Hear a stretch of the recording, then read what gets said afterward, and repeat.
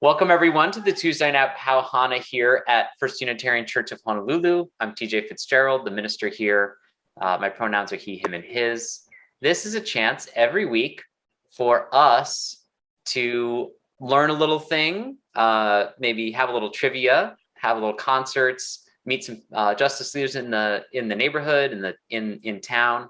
And today's a little different. We're going to actually have a little first class of a sort of class I've been preparing for a little while on living in the beloved community. So today we're going to do a little introduction.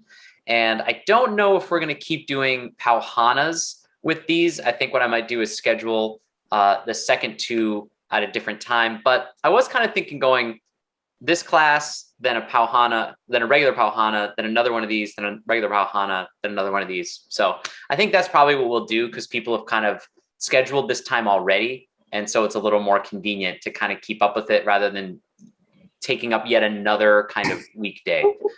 So I think that's probably what we'll do.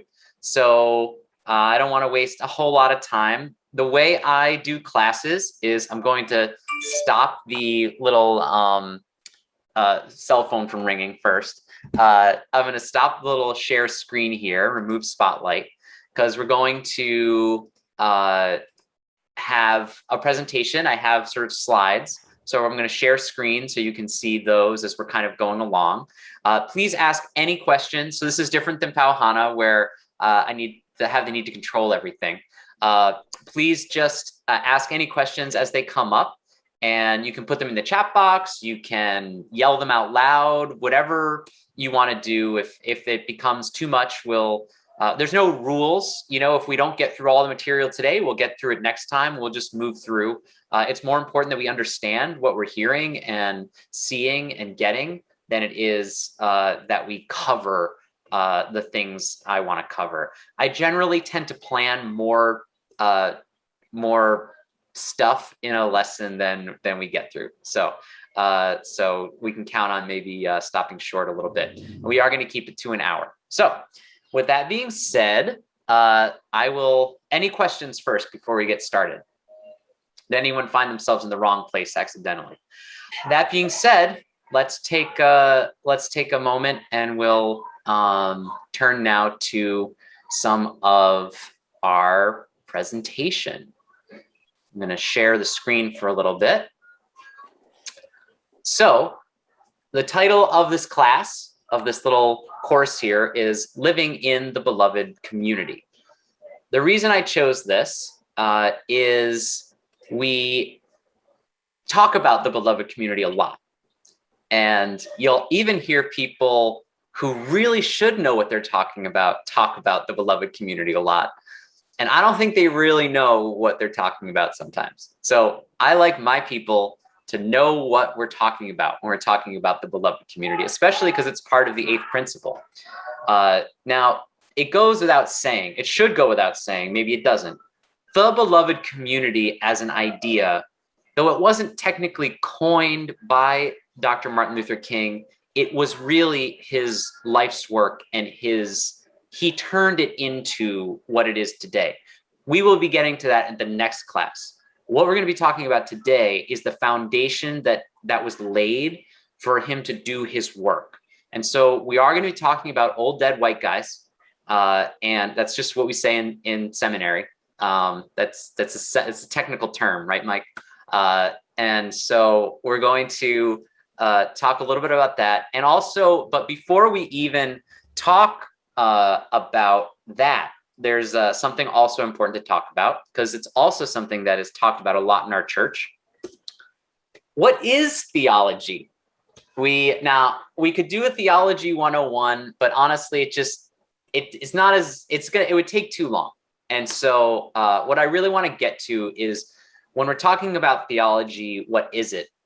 The common thing you're going to hear is it's talk about God. Like that's essentially what a lot of people say theology is. I tend not to necessarily think that's the case. In a way, it's just bigger than that. It's a bigger subject. Some questions, is it a kind of philosophy? Not actually. I mean, although a lot of theologians are also lumped in with philosophers, as we're going to find out today. It's sort of a theme of some of the folks we're going to talk about today, is having the two. Certainly people learn from philosophy and bring it into theology. Some people, though it's probably less common that philosophers would learn from theologians or import theological ideas into philosophy, it usually tends to flow the other way, that philosophy tends to inform theology or give theologians ideas about reality, really. Is it a type of ethics? Some people think theology and ethics are related. I've heard that before. Ethics is, so now it's the other way. A lot of ethics are informed by theology. So you might have a theology that then helps people understand ethics, but they're not the same thing. Is it a way of life? Well, that's another really good question. Some branches of theology actually are kind of a way of living, a way of being, but they aren't necessarily a religion unto themselves. Theology and religion are not the same thing. Religions have theologies, but they're not the same thing. Is theology totally pointless? That's a good question. There's, for some, just the idea of it, sorry, they've got an air horn next door for some reason. It's graduation, and I live in the university, so everyone just has to bear with it. Sorry about that. And so, some people think, why are we even talking about this? And that's a great question, and it's one of those things we'll just have to take a look at and decide for ourselves. But there are lots of different, questions about what theology is. But here's what theology really is. There's just one way to think about it. And there are many other ways to think about it. In a sense, theology is a university. Think of theology like a school. It really is. Now, theology, I'm just going to pause for a second. Theology is called the queen of the humanities because almost all the original universities that started in, the 9th century in England, the 12th century, Cambridge, they were doing theology. That's all they were doing. They were training ministers, not even to be ministers. They were just talking about theology. Harvard, Yale, all the first, almost all the pre-revolutionary schools were teaching theology.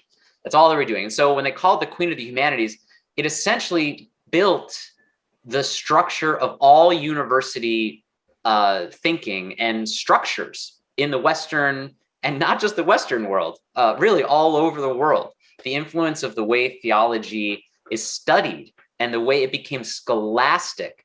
So there's a scholastic switch sort of in after the first millennium after Christ's life was when Cambridge and Oxford started to make theology more scholastic. So theology itself the influence of it is so much greater than people realize, that it literally sort of built the university structure that educates virtually everyone now. And so it's a really important thing to be aware of. And so that being said, we'll go into a little more about how to think about it.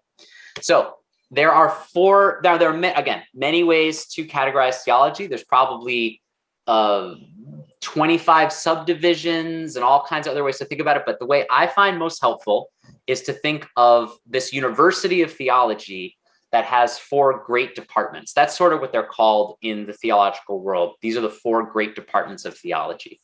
The first is exegetical theology.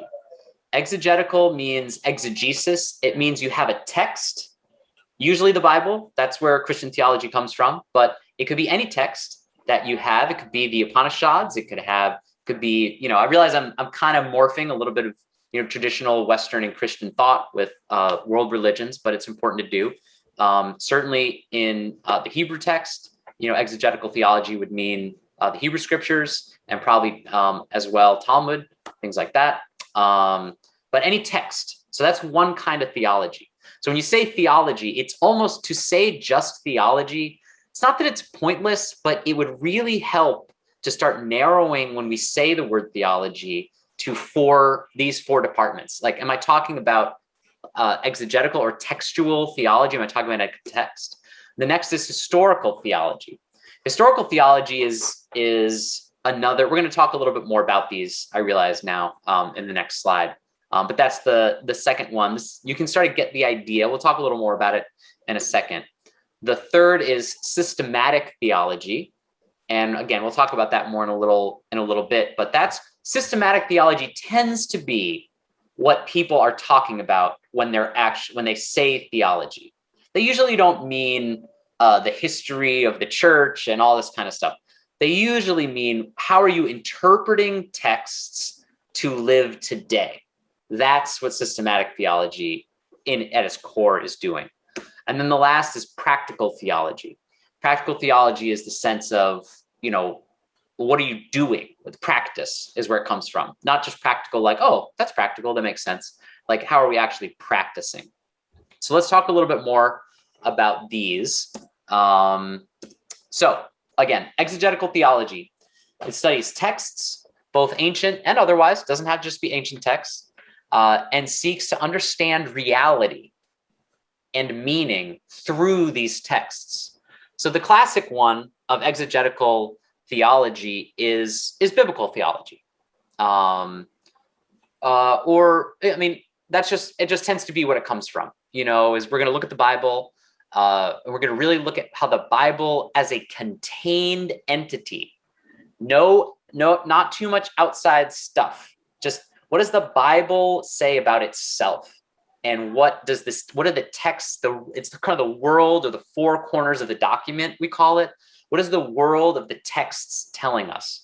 And so that's a lot of what exegetical theology is. It's like, well, if it's, if it says it a certain number of times or in a certain number of places, does this mean this? If it says it in all four Gospels in the New Testament, is it more reliable? These are looking at actual, real exegetical, or some might say sort of textual theology. So that's that first one. Historical theology uses texts or information, so the text that we have, but then it uses other information.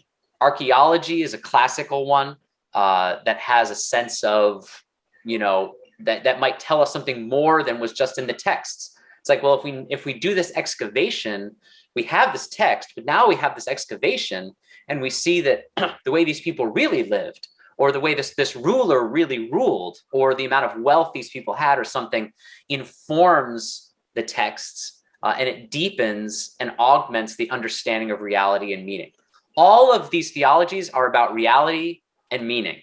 It's about ultimate reality, which some people call God, and you can call whatever you want. But ultimately, we're talking about what really happened in the universe. So historical theology does this. They can be stuff like carbon dating. It can be stuff like realizing that dinosaur bones are more than 6,600 years old. These are all kinds of historical, pieces of theology. And then systematic theology. This interprets the meanings of text as well as culture and history and other things. This is where you start getting into some really interesting writing of people who are looking at culture, looking at history, looking at all these other things. They're trying to find ways of living and believing today in the present moment according to the teachings of sacred texts. Liberation theology is probably the biggest movement of new thinking in theology in the last century. That's liberation theology that started out of Central America with the Catholic Church, but was really, it ended up moving into so many, to Black liberation theology with Dr. James Cone out of Union Theological Seminary, Beyond God the Father, Mary Daly doing feminist theology was a form of liberation theology. There are amazing texts over the last 50 years that have been written doing systematic theology. And the question they are always asking is essentially, what does this mean to us now? What does it mean today? What are these texts saying? What is history saying? And you'll see these kind of build on each other. So you'll have just the text, then you might have text and history, then you'll have systematic theology coming together, maybe all three of those things kind of collapsing together. Add in a little bit of, well, what's culture showing us? There's also natural theology, which we're not going to get into today. And then finally, practical theology. This is what I do on Sundays. This is speaking. This is social justice. This is what are we going to do about it? So we have like the text, we have the history, we have a system to look at how this works today. And then what do we do? This looks at the how of bringing about what one thinks should be reality. So I'm just choosing to call all these kinds of, how we're looking at reality. There's other ways to think about it, but practical theology is what we're doing about it, is the how. So those are some of the ways of thinking about theology. I just wanted to take a few minutes so that we understand when we're talking about theology, what we're talking about. But do we have any questions? I'm going to just take a little pause from our catapult presentation and see if anyone has any questions or comments or anything like that with what they've heard so far. Okay. All right. Now we will get back to business here. So what is the beloved community? That's a wonderful, wonderful question. A lot of people would expect to see a picture of the Reverend Dr. Martin Luther King here, but that is not Dr. King. That is Josiah Royce. And so today we're going to learn a little bit about the beginning of the beloved community and Josiah Royce. He was born in 1955 and lived through 1916, not a long life. He was a proponent of absolute idealism. Absolute idealism, I'm going to kind of pop out of this. Absolute idealism is sort of a metaphysical view, meaning like of all of reality. It's a view of all of reality, that all aspects of that reality, including those we experience as seemingly disconnected to us. So it seems like, oh, this is wrong or this isn't connected, are actually unified through the thought of a single all-encompassing consciousness. So it's this idea of God or consciousness or oversoul or whatever. An absolute idealist says everything is all supposed to be the way it's supposed to be. We just don't fully understand why. And so part of an absolute idealist would be looking at how are we going to make sense of this? How are we going to find this? So that was what he was really concerned with. Does that all, hopefully that makes sense. We're going to share screen again here. Okay. Now this is kind of fun. He got his job at Harvard as a sabbatical fill-in for the famous William James in 1882. William James was already, so if you don't know who William James is, he wrote The Varieties of Religious Experience. He was the brother of Henry James, raised in sort of the New England elite of intellectuals and thinkers, and ended up at Harvard as in the philosophy department, teaching philosophy, sort of like, he was like philosophy of public religion or something like that. I forget exactly what his title was, but he filled in for William James when William James was away, and things went really well. They really liked him. And actually, so it turned out that, let's see here, that he got a full appointment to the philosophy faculty in 1885 at 30 years old. As it would have it, getting, full faculty appointment at Harvard, even back in the 1800s, at 30 was quite an accomplishment. And so it remains, that would be quite an accomplishment today. But yes, and so that's what happened for him. And then by 1900, he was a really big deal in philosophy. So one of the questions you might be asking is, why are we talking all about, why are we talking so much about philosophy? And that's one of those same, that's part of the reason we are, is that this is one of those instances. Josiah Royce was a philosopher, but he had a philosophy about a whole kind of encompassing reality, which then got borrowed later or moved into the idea of theology, And so what I was saying at the beginning of is theology philosophy? Well, no, but theology does grow from philosophy. Theology takes in ideas from philosophy. Augustine and Aquinas couldn't have been doing much of anything without, Plato and Aristotle. So this is those are early church writers, but that's the idea, is that you take from philosophy. So he's a philosopher, and this is sort of where it also gets into some theology stuff. So this is William James and Josiah Royce hanging out on some bucolic brick wall or stone wall somewhere, talking about philosophy, surely. They differed a lot about faith. Part of this is that William James was raised not in it. He was raised, I don't know if he was Unitarian, or honestly, I don't know William James' background, but he was not raised in an Orthodox religious home. He was, and so he developed these ideas about faith that were just very different than someone would have if they were raised in a home, like an Orthodox Christian home, the way that Royce was. And so they became best friends. They were absolute best friends. What happened was, I guess by about 1900, Royce became the chair of philosophy at Harvard. Then just to give you an idea of where he went, in 1902, he was the head of the American Psychological Association. Then in 1903, he became the head of the American Philosophical Association. So he was dealing in psychology and philosophy. And that was also James's thing. William James was more looking at the psychology of faith reactions, of faith experiences.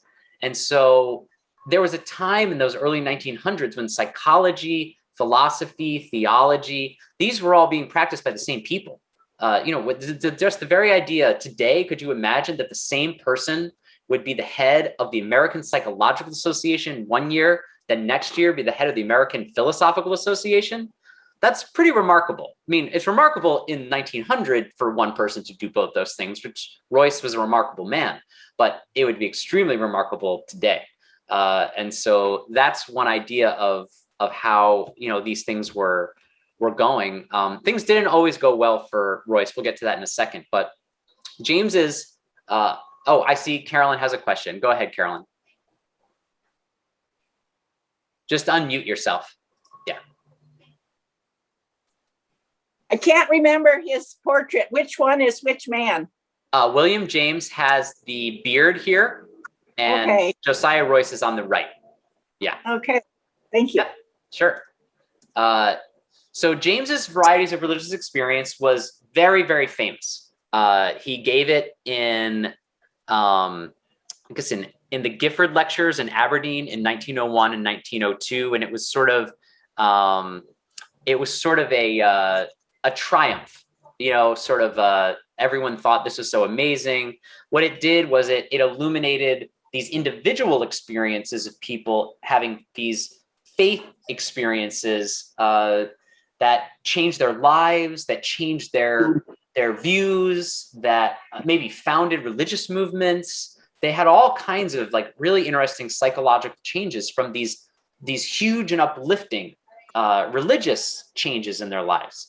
It was really interesting. It was a lifelong debate between James about these religious experiences. And in his book, which were really transcriptions of these lectures, Royce's criticism of this, though, was that James essentially cherry-picked extraordinary conversions or experiences of extraordinary people. So he was basically accusing his best friend of kind of shoddy research or just making kind of a sensational book to talk about these changes and what that must mean, the power of faith. And it didn't account for the average churchgoer. That's what Royce was really concerned about. What's the average person going to church for? Look, I would love it if all of us came to church and had a William James conversion experience and just became the greatest Unitarian evangelist of all time, and wanted to espouse all those things. But the average churchgoer isn't doing that on Sundays. There's something else going on. And so that's what Royce's concern was, that what about the 99% of the people who are going to church? Royce's criticism was, James was raised in an Orthodox church. Royce always tried to work inside the structures. That was his, if you remember, he was a absolute, sort of idealist. So he's thinking in a structure. And so that comes from his background in religion and the scriptures. He was always trying to work so that his scriptures would support what he was doing. So even though he's a philosopher, he's still looking at the scriptures. And so he always saw some greater intelligence or consciousness at work, and perhaps unfathomable or ununderstandable to the human mind. And James didn't. William James just didn't see that working.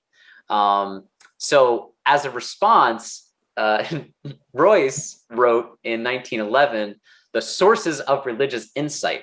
So there's the varieties of religious experience, and now it has a companion, The Sources of Religious Insight. It has the same, you can hear it.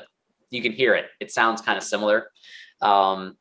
And he wrote it after James's death, but he couldn't bring himself to write it. So William James died in 1910, and Royce couldn't bring himself, out of his love for his friend, to write it while William James was still alive. So he waited for him to die and then published his refutation of varieties of religious experience.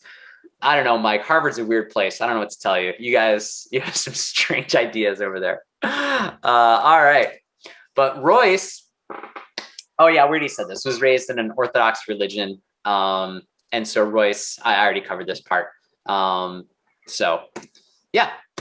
So let's get into a little of what Royce ended up saying to the world.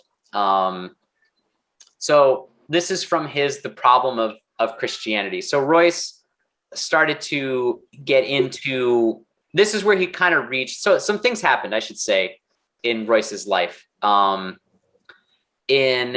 1907, his son started showing signs of severe depression and psychosis. He was institutionalized. Royce had severe depression also. I'll just stop the share for a second.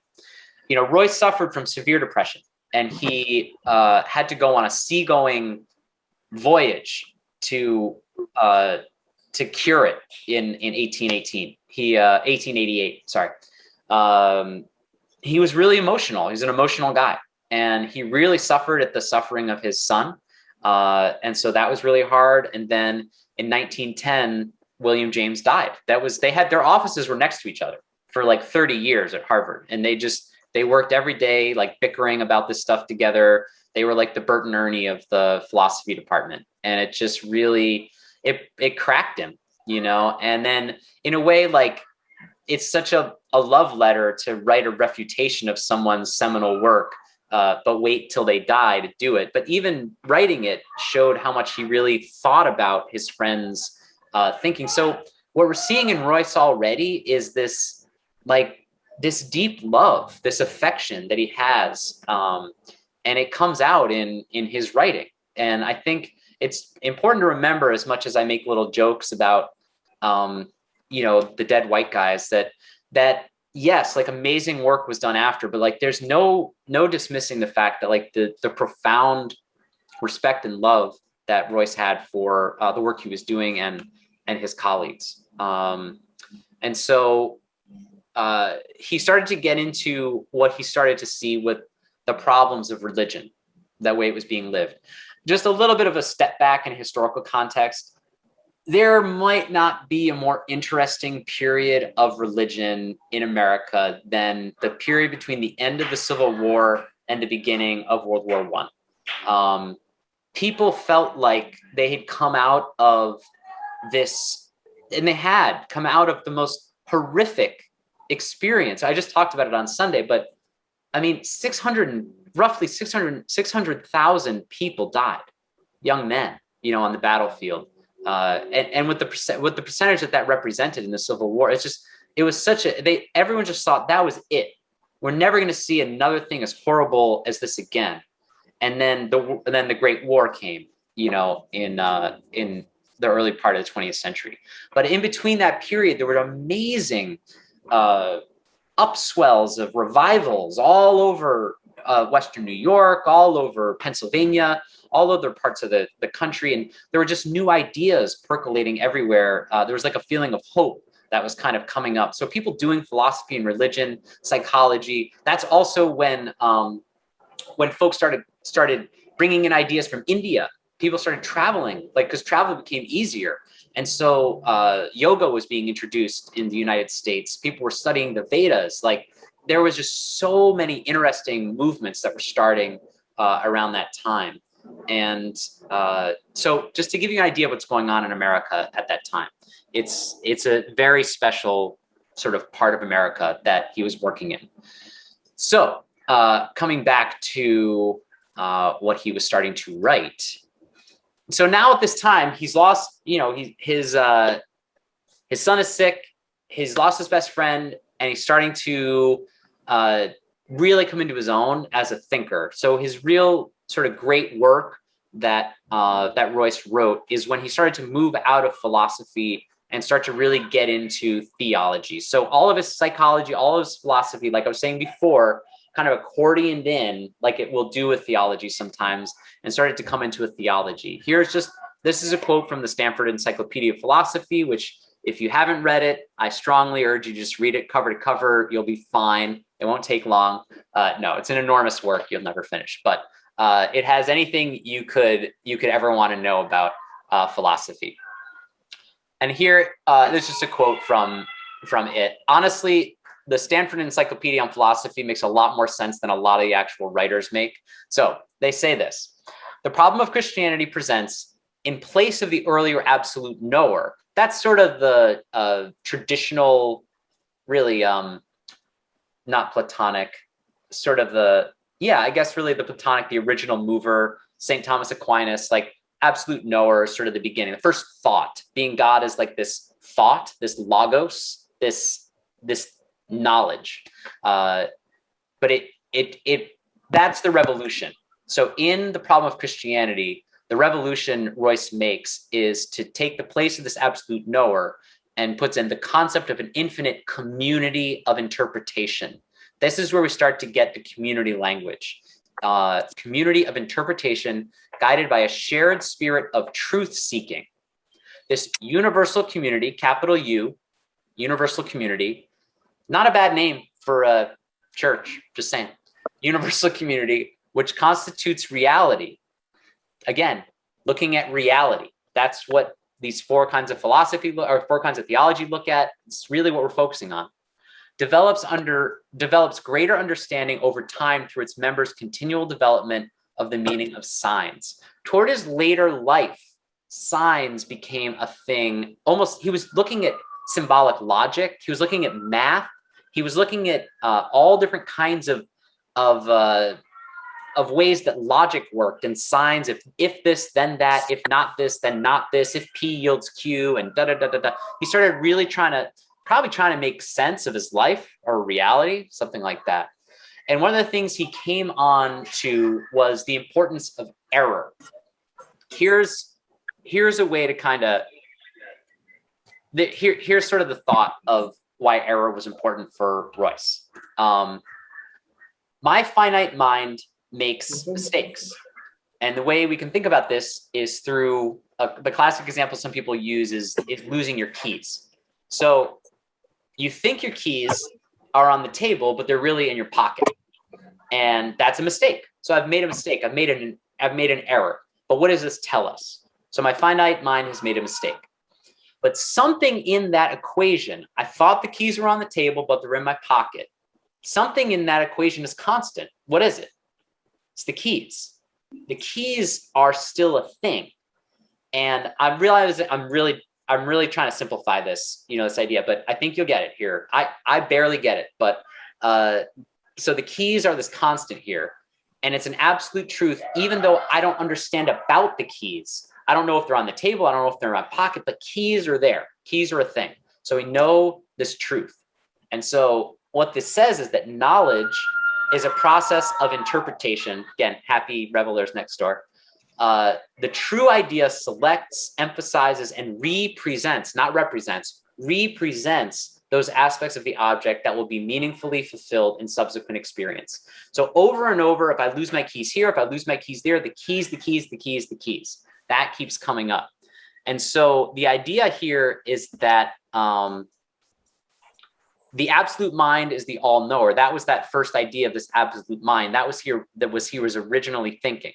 But then he kind of moved on to later life, and the keys, instead of thinking the keys are the important thing, later in this importance of error, what he'd say is it's the ridges of the keys that indicate that they go into a certain lock to accomplish a particular function. And I've learned this because of the idea of opening my safe, and that's important. So I've learned which key I need to do that quickly. And essentially it moves from just the idea of the keys to getting even more particular. Like Royce started saying that the more you use signs, the more you have yes and no's, the more you go through life, there starts to be actual exact ways to fit the key into the lock, essentially. That it's no longer just about the keys, that there are particular keys for particular things. So I've just summed up his great seminal work in a metaphor about keys. Just go with me on this, and we'll get there together. And so what he's saying sort of in this idea is that this is where the great community would come in. And the great community is the beginning of the beloved community. So you have the universal community, and now he's talking about this great community. And so he was working on this idea that a community would be really the way that, so taking that metaphor about the keys, let me just pause this for a second. So taking the metaphor about the keys, that there's one in this individual lock and all this sort of things, you get there, you learn which key works by over and over trying all the wrong keys, figuring out which ridge works, which doesn't. You look at the key and over and over and over until you get the thing open, because you got to get your safe open. You got to get your safe open. So you key. And this idea of continually trying and continually changing and continually doing is what he saw as the universal community, that by making errors, we learn. Making errors, we learn. The more errors we make, the more we learn, until the community, it's almost like a program. It's almost like artificial intelligence, self-learning. You are over and over, you're contributing to the community by learning better, by doing better, by finding the right sign that fits with what it is you are trying to accomplish. And so that's really not that crazy an idea to get your head around. And he just spends, a whole book going through it, but that is what he sees more as God. That is what he sees more as ultimate reality, is everyone taking part in a communal adventure of finding the right key for the right safe to get at what we need inside the safe. And that's the movement he kind of made in his later life away from Orthodox religion. So in a way, Dr. King next week, or in 2 weeks, will kind of bring it back. So like what happens is Royce kind of goes into philosophy land here, and we'll get to how they met and how the two stories kind of cross in just a second. But I'm just giving you a heads up that Dr. King's going to bring it back to a more a better sort of theology and less of a philosophical idea. But ain't nothing wrong with philosophical idea. We'll get to it here in a second. So he starts looking at this, and then what happens? The Great War breaks out. He's just developing this idea about community and about how we're going to solve all of this. And he starts writing about World War I and about what's happening in the world and the hope of this great community. So he was working on a book of essays when the war broke out. And these were more on the great community. These ended up being published after his death, because you can probably do the math. I said he died in 1916, and we're talking about pretty much 1914 now. And he got distracted. He was in the middle of writing these essays, and he got distracted by this idea because he wanted to solve the war. He wanted to try to do something to stop the war. His son had actually just died, the one who had been committed. So around this time, mentally, he was really just trying to help things. And he got this idea about a huge worldwide insurance scheme where everyone pays into a certain amount. And by doing so, the logic would be it would essentially stop war. I mean, I'm kind of joking, but in a sense today, war is so expensive and the cost to trade would be so great that global capitalism in some senses has stopped world wars from happening since World War II. It may come to be that doesn't work, but in a sense, even what Royce was thinking about of the interconnected financial holdings of a world, he was ahead of the game. He was saying if we all had financial stuff at stake, if every industrialized nation had huge financials at stake, then there would be no war.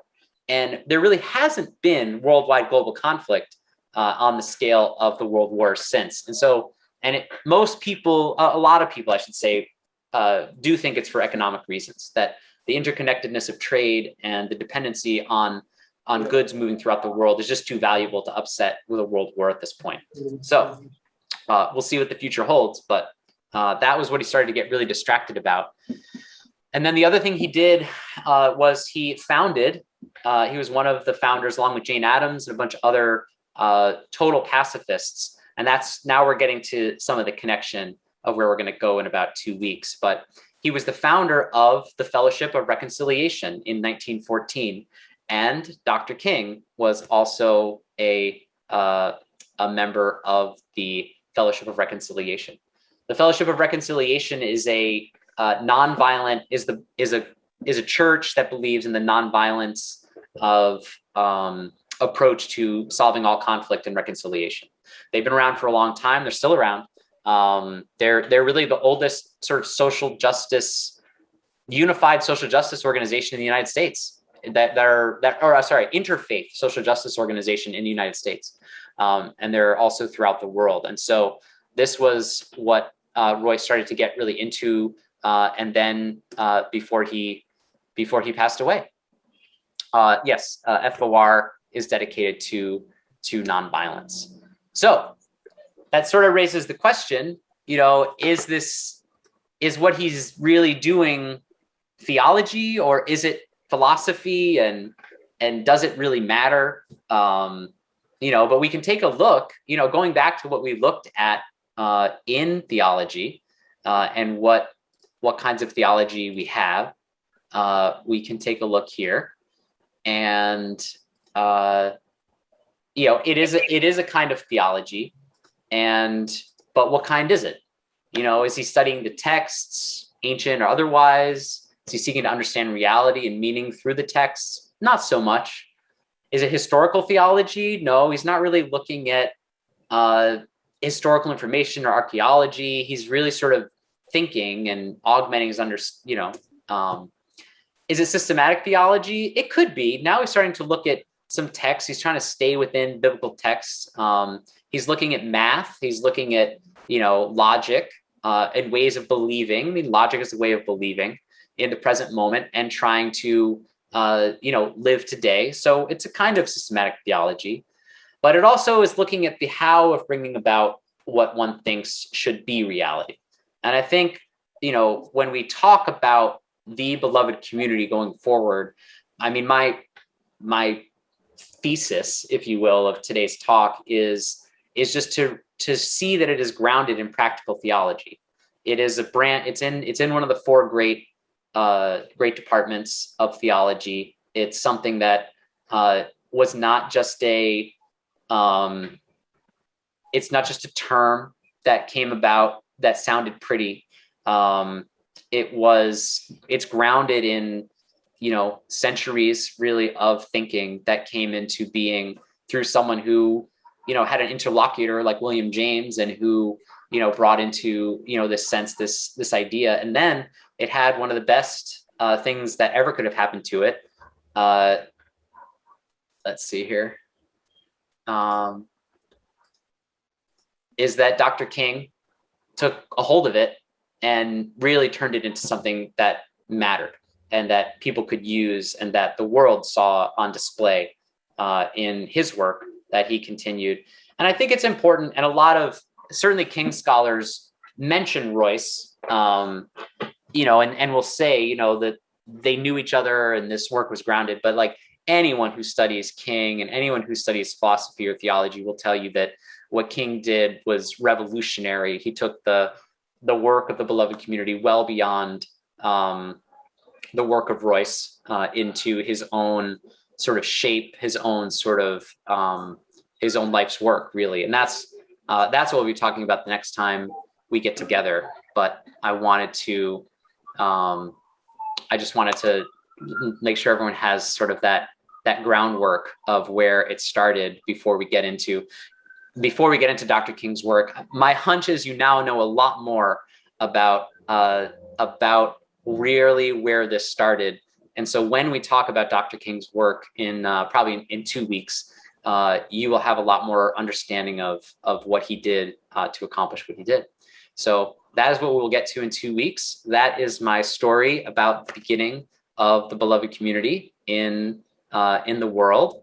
And I hope that I realize I just yammer. It's just the thing I do. And there weren't a lot of questions, but now is the time for questions, if you have any. So everyone seems pretty satiated. Okay. Well, I don't have anything else. I kind of left a little time for questions, and I guess that's maybe school's out early. I mean, most people do better with 40-minute lectures rather than hour-long lectures. Yes, I see Nancy has a question, and then Kimberly. No, I just have a comment. It was was that the other Nancy? That's right. Okay. We'll come back to you. Just comment is very interesting, just to see how it moved from head stuff to more action or what it's going to. Yeah. It's moved all the way to nonviolence with the founding of a whole group dedicated to nonviolence. He was one of the founders of that. And that's where Dr. King picked up the torch. Yeah. It's amazing what thoughts can do. Nancy Young. I was raised in a Christian Science church, and a lot of these ideas sound a lot like things that Mary Baker Eddy wrote about in their specificity. And with her, it was almost like laws of being. And in some ways, this sounds like trying to define the laws or the practicality of how one exists in the universe. Sure. Yep.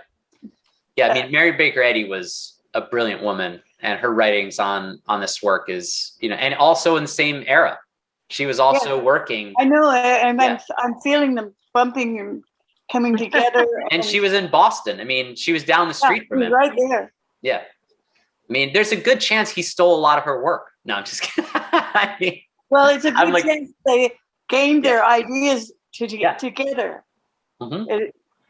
in through life and through the way people were thinking and talking at the time. Yeah, and absolutely. That's interesting to me. Thanks, Nancy. I appreciate that. Kimberly, you had your hand up, and then we'll go to Jill. Thanks. I'm wondering what your thoughts are on the role that what sounds like severe depression played in the progress of his work. Does that make sense? It does. It does. So some of his early life, he was really wanted to do great. He wanted great things for himself. He was teaching composition in Berkeley when he got there. I mean, he was applying all over the place to get this job. Some people think in 1888, that's when he had the severe depression, is when he got his appointment full-time at Harvard. So in a sense, it's almost like he got what he always wanted, and it kind of crushed him. Like almost at the weight of his whole life, he had waited to get that, and then he got it, and he maybe didn't know what else to do. So it was sort of a crisis. Now I'm totally importing psychology. I have no right to do, but that was what some of his reviewers would think, is that then he came back from that trip and decided, hey, I've got this thing, I've just got to go do it. But in his later life, I think the loss of his son, the loss of William James, just said, he just had a spiritual, and just said, I've got to get this stuff out there. So his great work came after the death of James and the death of his son. So I think that he harnessed some of that emotional trauma and pain into into a way of having to see the world make sense. I mean, some of the writers, if you look in the Stanford Encyclopedia, it does talk about the need he had. So that the first way of absolute knower, with the keys are on the table and the keys are in my pocket, and it's all about the keys. It wasn't until after the death of his son he got into I need the right keys to find the safe to get what's inside. Like, he got more specific. And so it narrowed his thinking to a more specific thesis. And so I think his emotional life had a lot to do with what he accomplished professionally as well. So, yeah. I don't know how much he suffered from depression in those later years. The big depression they talked about was the one he had right after he had gotten appointed at Harvard. So, yeah. Jill. Oh yeah, I was just curious. I just looked up how William James was raised. It was a Swedenborgian. Okay. His father was Swedenborgian, Henry James, the father of the famous the writer. Yeah. Anyway, so he was raised Swedenborgian, which was, I don't know a lot about it, but it's like, that's considered to be out of the mainstream sort of progressive. It's still around today, right? Swedenborgian. Yeah, there's sort of communal living, seeing like that's my understanding, is like very commune living based. Definitely not orthodox. I had a really nice book. It was like all yellow about the Swedenborgians, but I did not keep it in my library when I moved from Connecticut. But David. He was a major mystic. Mm-hmm. Yeah, he could see into the future and see distant objects, distant events, and he was a major mystic. Yeah, he was very charismatic.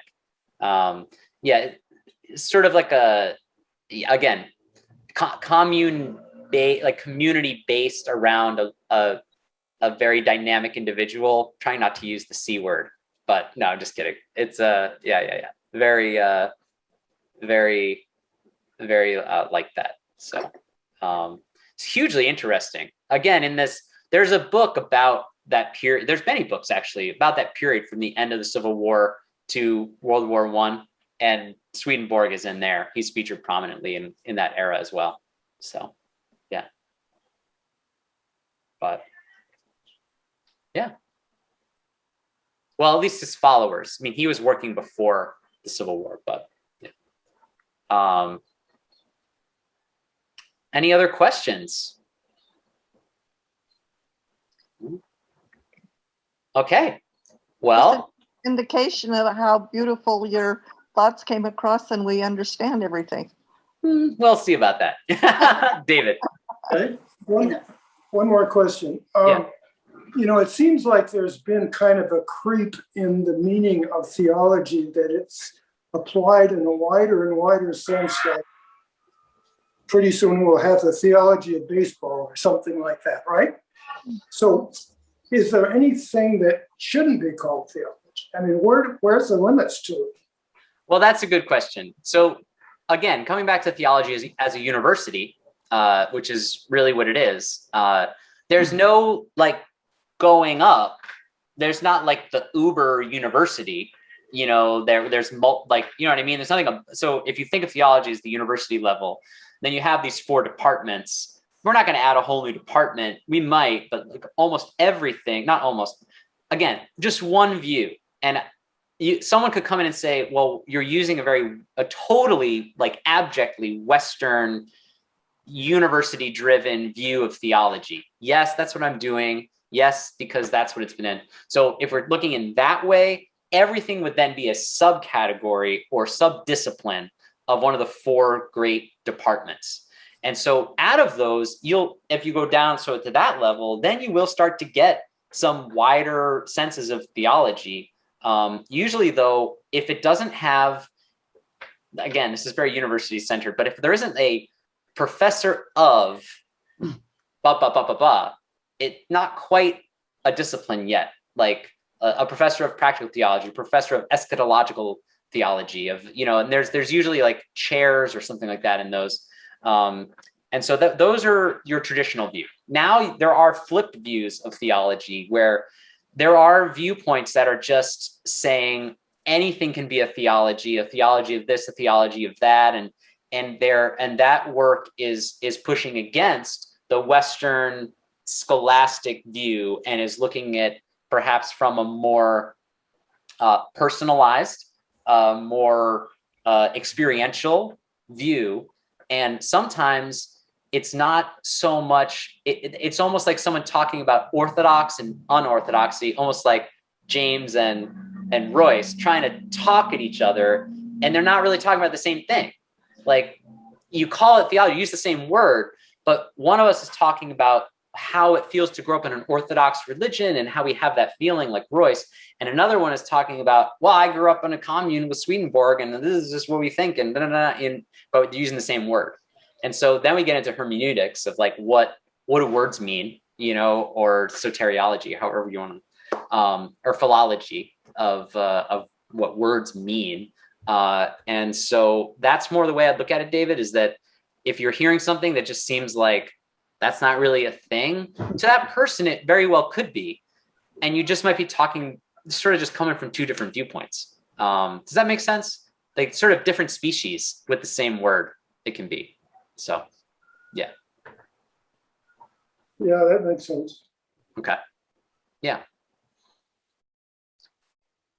Any other questions? We're going to talk more about, so we're not done with theology. In 2 weeks, we're going to talk about, because what happens with King, just to give you a, like I said, is sort of like the swinging door. Like Royce kind of swung it pretty wide, and King actually brings it back a little bit into a clearer enunciated subdiscipline or great department of theology. And we'll talk a little bit about where it lies and where it stands in the canon of theological thought.